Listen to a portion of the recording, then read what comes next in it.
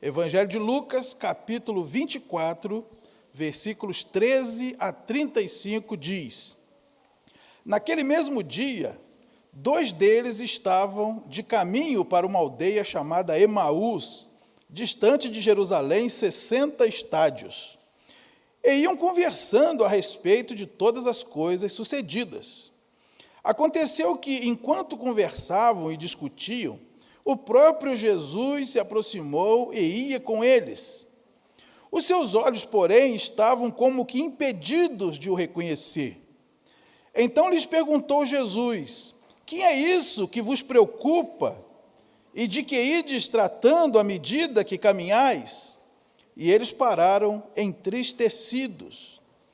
Um, porém, chamado Cleopas, respondeu dizendo: És o único, porventura, que, tendo estado em Jerusalém, ignoras as ocorrências desses últimos dias? Ele lhes perguntou: Quais? E explicaram o que aconteceu a Jesus, o Nazareno, que era varão profeta, poderoso em obras e palavras diante de Deus e de todo o povo. E como os principais sacerdotes e as nossas autoridades o entregaram para ser condenado à morte e o crucificaram. Ora, nós esperávamos que fosse ele quem havia de redimir a Israel. Mas depois de tudo isso, é já este o 3º dia desde que tais coisas sucederam. É verdade também que algumas mulheres, das que conosco estavam, nos surpreenderam, tendo ido de madrugada ao túmulo. E não achando o corpo de Jesus, voltaram dizendo terem tido uma visão de anjos, os quais afirmam que ele vive. De fato, alguns dos nossos foram ao sepulcro e verificaram a exatidão do que disseram as mulheres, mas não o viram.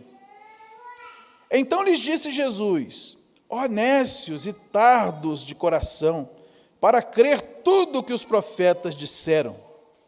Porventura não convinha que o Cristo padecesse e entrasse na sua glória?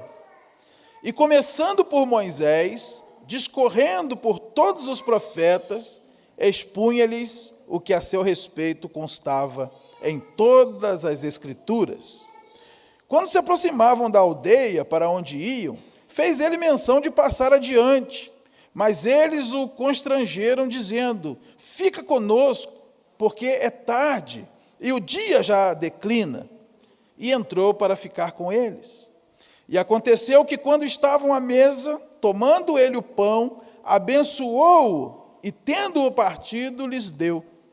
Então se lhe abriram os olhos e o reconheceram, mas ele desapareceu da presença deles. E disseram um ao outro: Porventura não nos ardia o coração, quando ele pelo caminho nos falava, quando nos expunha as Escrituras? E na mesma hora, levantando-se, voltaram para Jerusalém, onde acharam reunidos os 11 e outros com eles, os quais diziam: O Senhor ressuscitou e já apareceu a Simão. Então os 2 contaram o que lhes acontecera no caminho e como fora por eles reconhecido no partir do pão. Quero convidar vocês a fechar os olhos agora, pensar em Deus. Vamos orar? Senhor, nós abrimos as Escrituras com fé, com alegria, e esperamos receber do Senhor nessa noite o alimento que nós precisamos para a caminhada. Venha nos abençoar com a Tua palavra. Repreenda, Senhor, toda interferência contrária a ela. Não permita que haja manifestações carnais ou espirituais nesse lugar que nos atrapalhe de entender tudo o que o Senhor quer nos dizer. Fale conosco, não o que nós queremos, mas o que nós precisamos. Que nessa noite nós estejamos completamente libertos para ouvir, entender e assim poder praticar a Tua palavra. É o que nós te pedimos, Deus, em nome de Jesus. Amém. Graças a Deus. O que nos impede de perceber a presença de Jesus?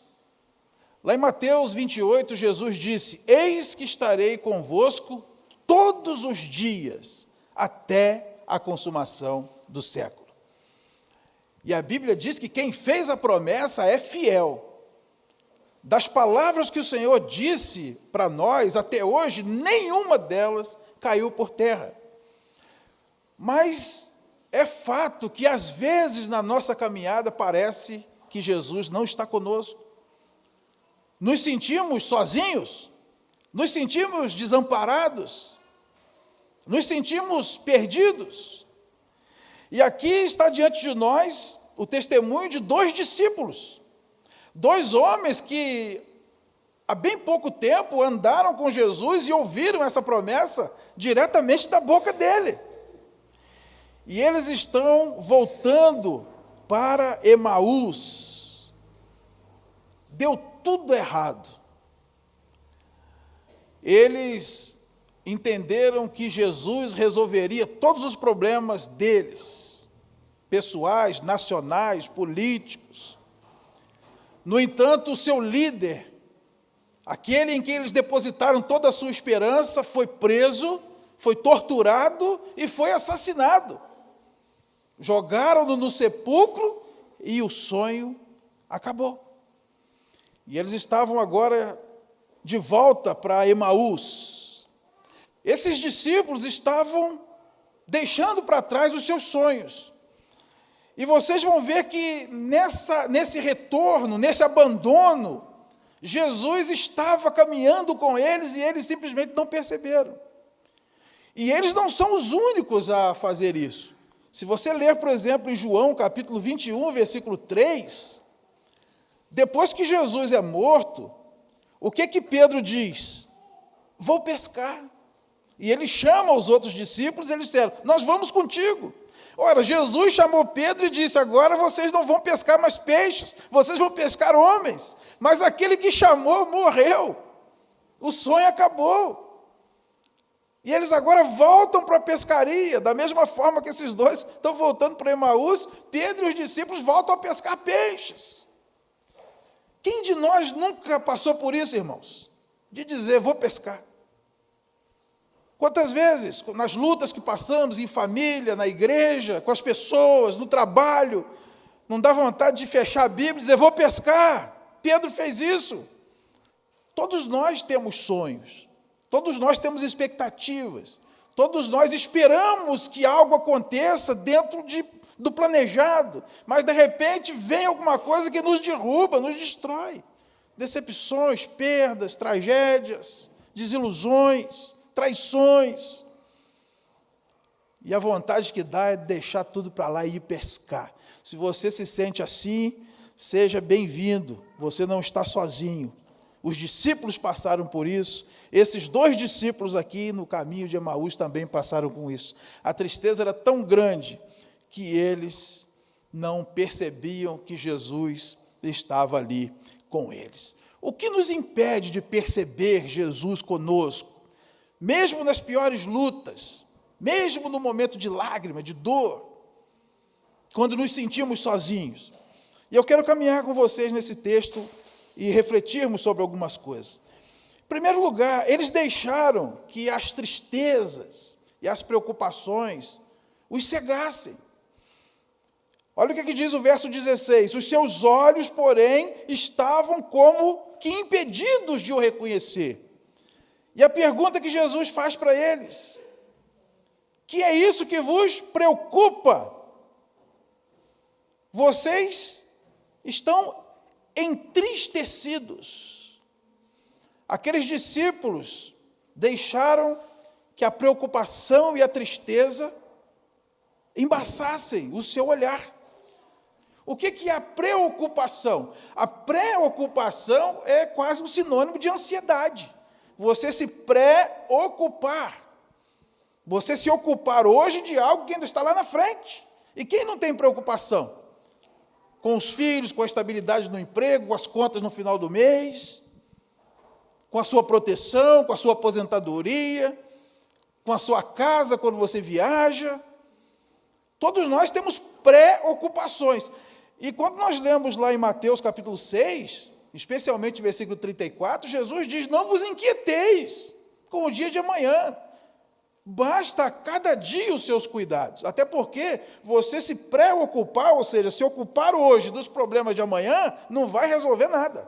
Não vai diminuir o zero da dívida, não vai fazer com que a casa esteja mais protegida, que os filhos estejam mais guardados. Jesus vai dizer que a ansiedade, ela é completamente inútil.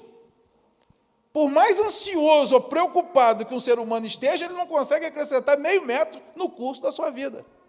E ele diz, são os gentios que agem assim. Mas vós não, o vosso Pai Celeste sabe das suas necessidades. Antes que as palavras cheguem à nossa boca, o nosso Deus já conhece todas elas. Então, se nós nos deixarmos vencer pelas preocupações, nós vamos ficar entristecidos. E essa tristeza amargurada com as questões da vida vai nos cegar para a presença de Jesus. Tanto que no verso 31, quando eles finalmente reconhecem Jesus, diz lá, então se lhe abriram os olhos. As preocupações deles aqui tinham todo motivo. Se mataram Jesus, quanto mais eles, que eram os discípulos. Jesus mesmo disse, o servo não é maior que o seu Senhor. Se perseguiram o Senhor, vão perseguir o servo. Então, queridos, ter preocupação é humano. Nós não deveríamos ter preocupações e ansiedades, mas nós somos humanos. Então, por mais que a gente não queira, elas vêm. Como disse alguém, nós não podemos impedir os passarinhos de voar no céu. É quase impossível você não ter preocupação. Mas nós podemos impedir os passarinhos de fazer ninho na cabeça da gente. Então, quando a preocupação começar a te amargurar, te entristecer e te impedir de perceber Jesus na tua vida, é hora de espantar esse passarinho de sobre a sua cabeça. E fazer o que Pedro disse lá na sua primeira carta, capítulo 5, versículo 7, lançando sobre ele toda a vossa preocupação, toda a vossa ansiedade, porque ele tem cuidado de vós. Em segundo lugar, esses discípulos não conseguiam perceber a presença de Jesus porque eles criaram expectativas erradas a respeito de Jesus. Qual era a expectativa que eles tinham? De que Jesus seria um líder revolucionário que venceria os romanos e restabeleceria o reino a Israel. Eles dizem isso aqui, ó. Versículo 21, ora, nós esperávamos que fosse ele quem havia de redimir Israel, mas depois de tudo isso, já é o terceiro dia que tais coisas sucederam. E quantas vezes, irmãos, nós não percebemos a presença de Jesus, nós esmaecemos na caminhada porque criamos expectativas erradas. Nós entendemos que Deus fez promessas para nós que Ele nunca fez. Nós criamos sonhos, planos, desejos, que são nossos, ou até das pessoas que convivem conosco, mas nunca foram os sonhos de Deus para nós. Aí, quando não acontece do jeito que a gente pensa, a gente desaba. A nossa suficiência vem de Deus, mas às vezes a gente cria expectativa, e quando elas não acontecem, a gente se embaça, e começa a achar que Deus não gosta de nós, que Deus não cuida de nós. A gente começa a perceber que às vezes os ímpios se dão melhor do que nós em certas coisas, e isso nos faz largar tudo e ir pescar. Não é o que Deus quer para nós. Quais são nossas expectativas? Quando você abre uma empresa, quando você arruma um trabalho, quando você entra num relacionamento, quando você se casa, quando você se torna membro de uma igreja, quando você assume um ministério, qual a sua expectativa? Nossa única expectativa, irmãos, deveria ser nos colocar nas mãos de Deus para Ele fazer em nós aquilo que Ele quiser. Porque eu digo e repito para vocês quantas vezes for necessário. O lugar mais seguro, o lugar mais confortável, o lugar onde a gente se sente mais realizado na face da terra é o centro da vontade de Deus. Às vezes significa que vamos ganhar menos. Às vezes significa que teremos menos pessoas ao nosso lado. Às vezes significa que vamos sofrer mais. Mas é ali que a gente é feliz.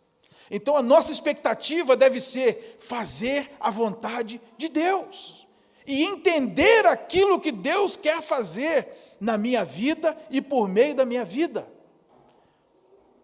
Eu gosto muito do Salmo 131, quando o salmista diz: Senhor, eu não ando à procura de coisas maravilhosas demais para mim. Pelo contrário, eu fiz calar minha alma e sossegar. Como a criança desmamada se aquieta no braço da sua mãe, assim é a minha alma para contigo. Quando a gente cria expectativas grandes demais, metas inatingíveis, a frustração é certa. Nós não sabemos de muita coisa, irmãos. Nós não sabemos se vamos ter sucesso nessa ou naquela empreitada. Nós não sabemos se tal e tal pessoa vai estar do nosso lado amanhã nos apoiando. Nós não sabemos se vamos estar vivos amanhã. Mas uma coisa nós sabemos em quem nós temos crido. E a Bíblia diz que Ele é poderoso para guardar o nosso tesouro até o final. Ele prometeu: eis que estou convosco todos os dias, até o final, e o final ainda não chegou, então Ele está comigo e com você nisso também. Ainda que eu ande pelo vale da sombra da morte, não temerei mal nenhum. Por quê? Porque Tu estás comigo. Deus está comigo no mais profundo dos calabouços, na pior das situações. Ainda que eu não perceba, ainda que eu não sinta, ainda que eu não veja, ainda que eu não ouça, Ele está, porque Ele prometeu. Não vamos deixar que nada e ninguém nos impeça de perceber a presença de Jesus conosco. Em terceiro lugar,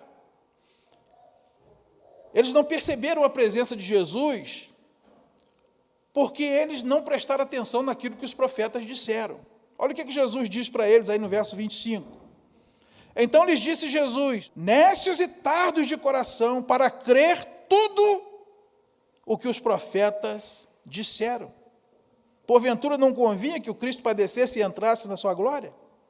E começando por Moisés, discorrendo por todos os profetas, expunha-lhes o que a seu respeito estava em todas as Escrituras. Em 2 Crônicas 20:20 tem um texto que eu acho maravilhoso, né? Creia no Senhor e prosperareis. Creia nos seus profetas e estareis seguros. Quem é o profeta? É aquele que anuncia a palavra do Senhor. Tudo o que aconteceu com Jesus estava escrito nos profetas. Essa expectativa que eles criaram era antibíblica. Os profetas disseram exatamente o que aconteceu. Foi o que Jesus disse para eles. Aí no mesmo capítulo 24 de Lucas, no versículo 44. A seguir, Jesus lhes disse: são estas as palavras que eu vos falei, estando ainda convosco.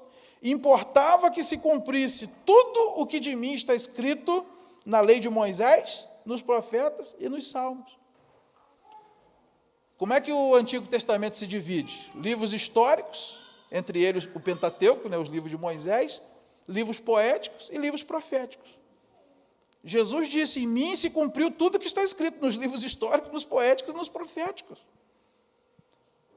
Só que às vezes a gente lê a Bíblia com o nosso próprio óculos, com o óculos da nossa ganância, do nosso orgulho, dos nossos desejos, dos nossos sentimentos, e a gente não percebe o que de fato os profetas estão dizendo para nós, da parte de Deus. Você vai ler em João 6, que quando Jesus começou a fazer milagres, uma das coisas que fizeram foi chamar Jesus num canto e perguntar se ele não queria se candidatar. Ele diz: o senhor tem todo o perfil para ser o nosso rei. E quando eles falaram isso, Jesus se retira. Porque Jesus não veio para ser o rei político do povo. Porque certamente eles tinham outros interesses. Quem sabe pagar menos imposto, quem sabe galgar um cargo ali no novo secretariado, né, do novo governo. As Escrituras nunca disseram que Jesus seria o governador político de Israel, que colocaria os soldados romanos para correr e os expulsaria daquela terra e restabeleceria o trono de Davi. Só que eles não conseguiam ouvir a voz dos profetas. na sua integridade. O entendimento deles estava contaminado. E muitos, até hoje não entendem o que Jesus veio fazer. Jesus diz para eles: vocês são nécios. Vocês têm o coração endurecido, tardio, tardos, para entender o que os profetas disseram. Irmãos, vocês não precisam nem gostar de mim, não precisam me achar bonito, não precisa andar com a minha foto na carteira, mas pelo menos acredita naquilo que eu falo. Quando eu pregar o que está escrito na Bíblia. Às vezes a gente, por causa do mensageiro, não acredita na mensagem, Mas a Bíblia diz que a palavra do Senhor é viva e eficaz, ela tem vida própria.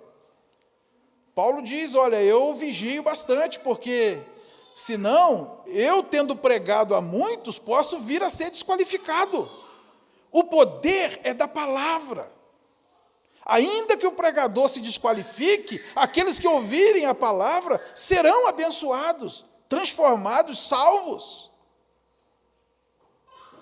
Nós precisamos ouvir aquele que diz a palavra de Deus para nós.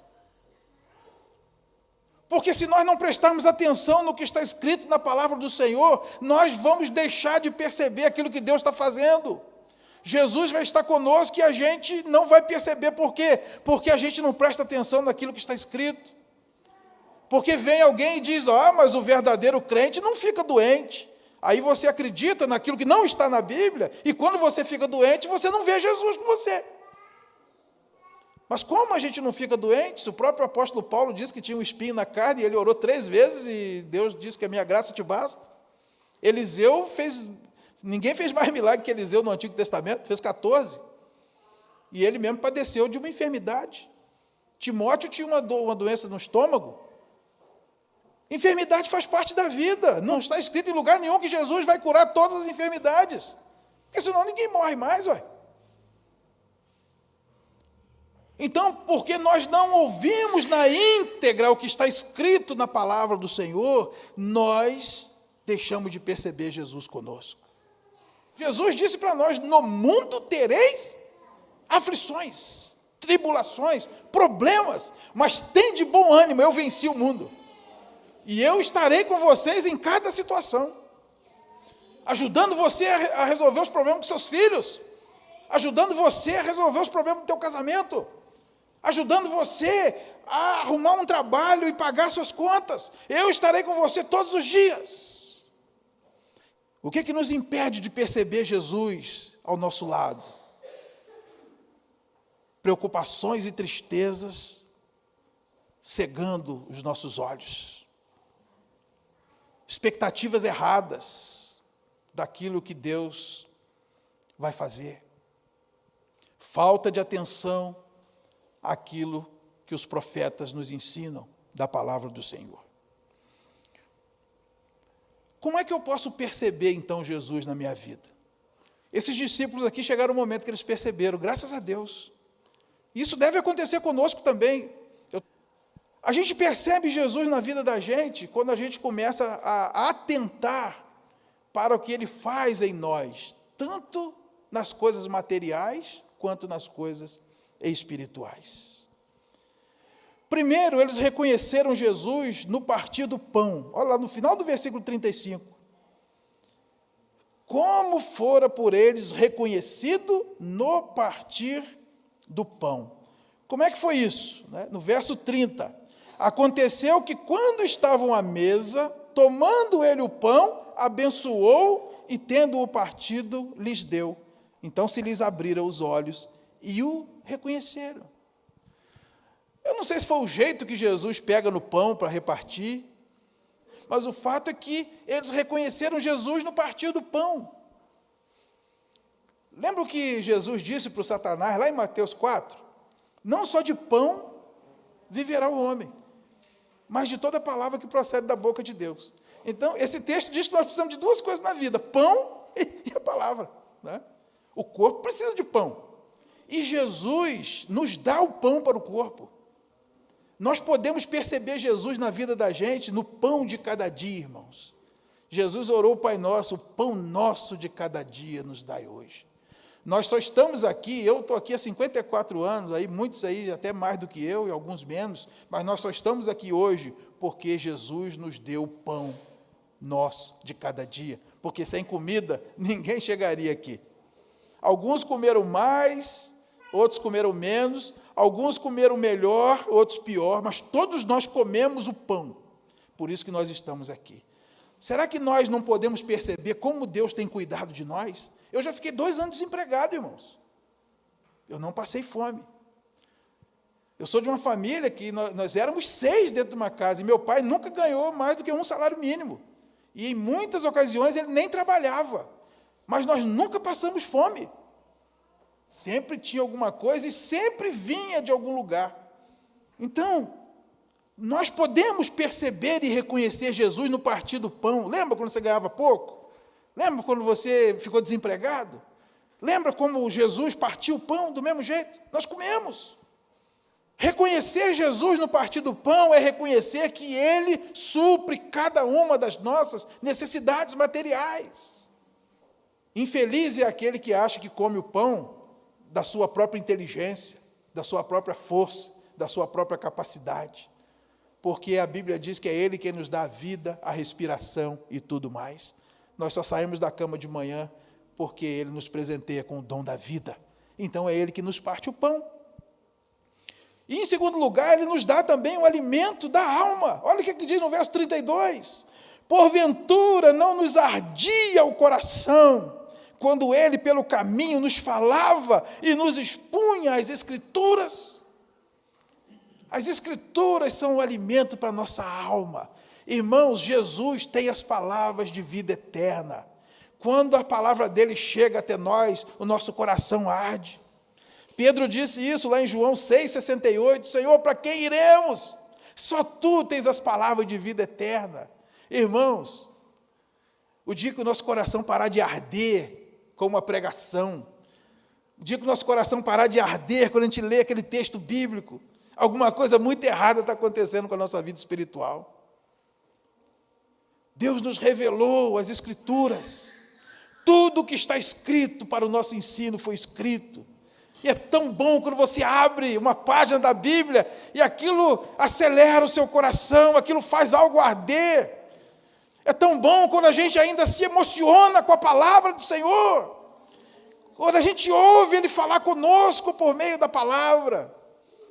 E esses discípulos reconhecem, poxa, quando Ele nos falava pelo caminho, nosso coração ardia. Quando o seu coração arde, é porque Jesus está andando com você. Podem te tirar tudo, irmãos, mas nunca vão poder te tirar a presença de Jesus. Não existe abismo mais escuro e profundo onde a presença de Deus não esteja contigo. O Salmo 139 diz isso. Ainda que eu desça no mais profundo abismo, lá estás também, e a palavra dele continuará ardendo em nosso coração, sempre. Como é que isso pode acontecer conosco? Como é que eu posso fazer para que eu não fique sem perceber a presença de Jesus na minha vida? E para que eu possa reconhecê-lo na minha vida, no cuidado material e espiritual?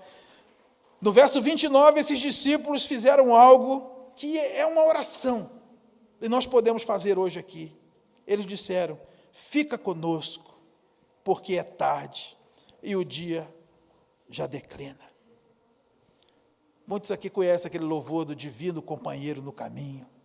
Fica, Senhor, já se faz tarde, tens meu coração para pousar, faz em mim morada permanente. Fica, Senhor, nesse lugar. Quero convidar você a fechar seus olhos e fazer essa oração.